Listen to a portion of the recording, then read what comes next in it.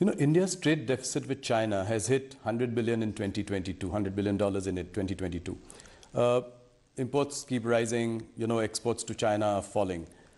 Is this situation acceptable to us? How do we really reverse this trend? No country would want its exports to languish and imports to balloon with any trading partner. But the issue has two-pronged answers. We should be conscious not to have to consume things which come, overly from only one destination. But that doesn't mean I'm imposing any view.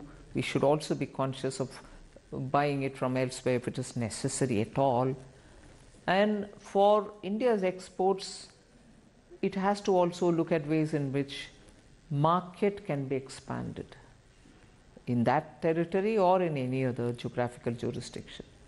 So it is always a twin game. It's like a pair of scissors. You have to look at both the sides. What do you make of this growing clamor, especially in some opposition-ruled states like Chhattisgarh, Madhya Pradesh, Rajasthan, to bring back the old pension scheme? In fact, Deputy Chief Minister of Maharashtra, Devendra Fadnavis ji, has also spoken about this. He said he'll look into the matter. What is the government's view on this? See, when I talk about government's view, I don't want to speak as though this government view or that government's view. Who, after all, implemented it for the first time? After the decisions were taken at different layers of officialdom, the political dispensations which brought this in was not just NDA. UPA was actively those who brought it forward. The entire question of introduction of OPS, new pension scheme, was during the Congress's period. They didn't at that time talk about rollback. They didn't at that time talk about any, bringing the old system back or anything of that.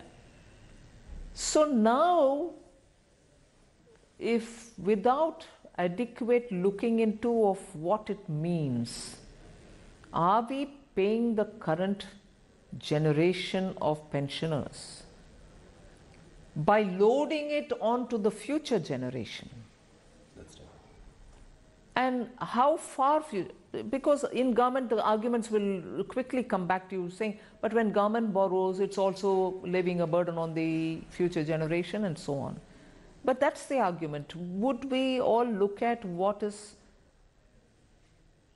a reasonable balance? Would we look at what is it that we are leaving for our generations to come?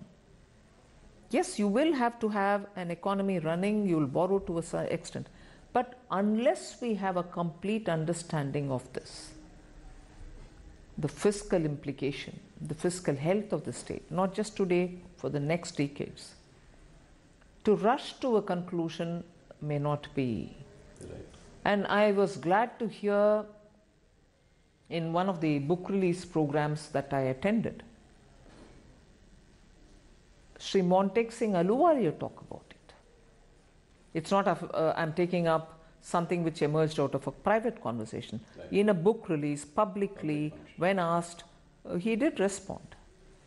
So it's not as if now we are talking on political lines. We have to talk on Indian economy, its strength, not just Indian economy as Government of India, but every state's economy, and then take a call on it.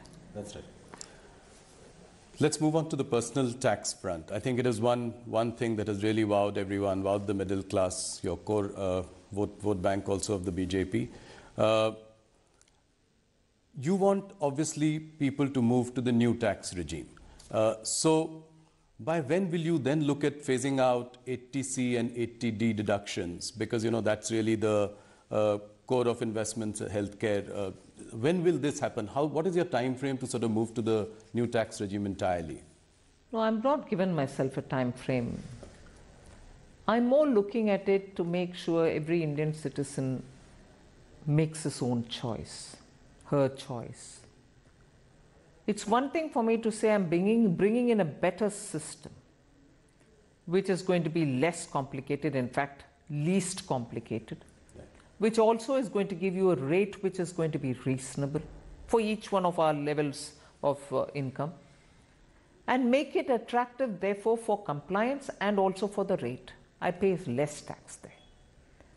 But it's another thing to have a system which is going on, where, unfortunately, I don't want to criticize anybody. Unfortunately, the impression is I have so many exemptions given, which incentivizes me to save for insurance cover, for medical cover, for even saving for better interest earning that I can have, and so on.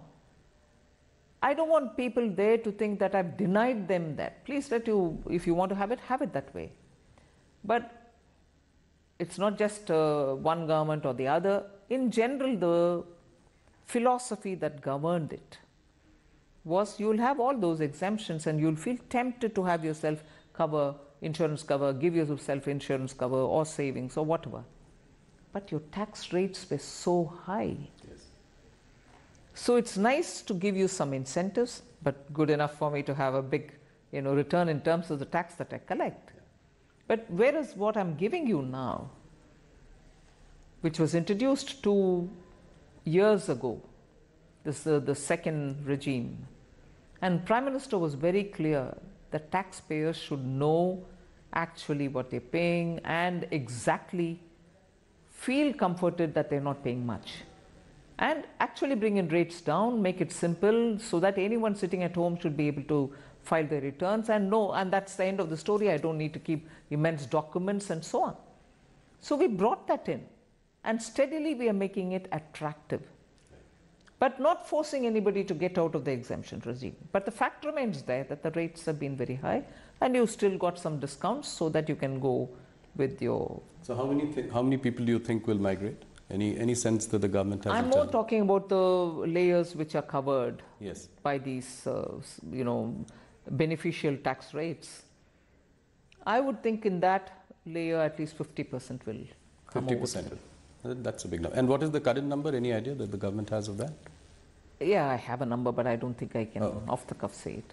Okay. This is a slightly broader question. You've been extremely successful in widening the tax base. As the base has widened, the tax slabs tend to go down. Do you think that could you consider in the long run bringing the top tax slab to 25%, just in line with your corporate tax rate, top corporate tax rate? Would that be the vision going forward? Well, eventually the tax rates must be absolutely low and the assessee friendly. Citizens cannot be burdened with taxation. But that is when I have widened my base sufficiently. It can't be that few people pay and they pay huge amounts and I have to run the system. It shouldn't be that. It should definitely be wider the base, lower the tax, and therefore achieve both the objectives of collect your tax from those who can pay it, but collect enough so that you're able to run your schemes. The new income tax regime, there is a feeling that it disincentivizes savings. How do you react to that? I gave you the logic. Yeah. I can always incentivize you, go for insurance, go for savings, go for this, and come up with a fantastically high rate and say, all right, I've given you discounts, but I need my money. Instead, I'd prefer a completely acceptable and lower rate of interest, lower tax rate, and people to feel that, all right, I'm not being burdened, there's no reason for me to avoid or evade the tax and pay it up. And you have the choice of deciding your own saving instrument, right? You're not... I was going to say, I'm on the side, or I belong to that school of thought which says, if the taxpayer is left with more money in his hand because we collect less tax, I would think that he's the best judge to decide where he has to put his money, and he doesn't need an incentive to run his family or to protect them from ill health or to not bother about his future, save for future and so on. So why do we want to underestimate our citizens If I give very high tax rate, then I also have to tempt them to say, all right, go about saving it because I'm giving you some incentive here. But I've left more money because I tax you less. You are the best judge to do what you want with your money. News 18 India की web series FIR number 208 streaming today.